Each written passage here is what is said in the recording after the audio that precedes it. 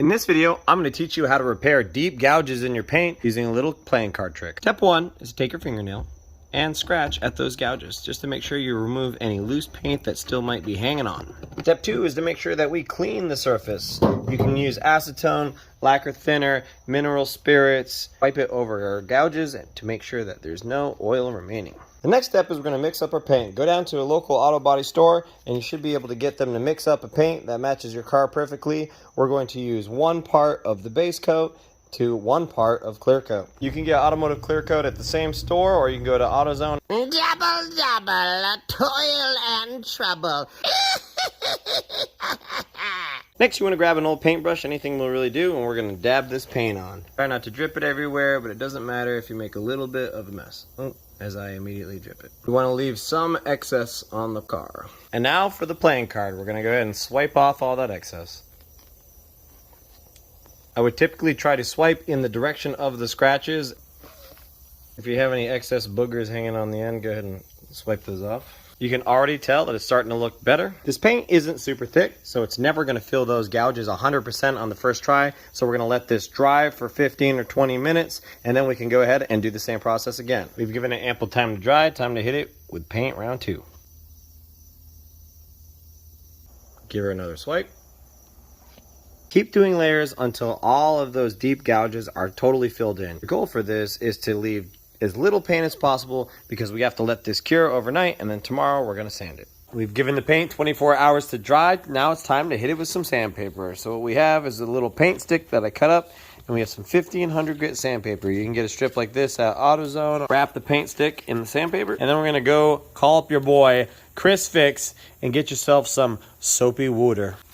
This is going to make sure that everything is nice and lubricated. You're going to sand the paint that you dabbed on there yesterday, and only the paint that you dabbed on there yesterday. Goal is to make sure that this is nice and perfectly flat, and the only thing remaining, those paint scratches with some paint in them. Getting there, almost all done. Our goal is to look like this. After we've sanded all that excess paint off there, the only paint remaining is the stuff in the deep gouges. Now that the paint is perfectly flat and all that excess paint we added is removed, it's time to move on to 2500 grit sandpaper. We're going to do the same steps.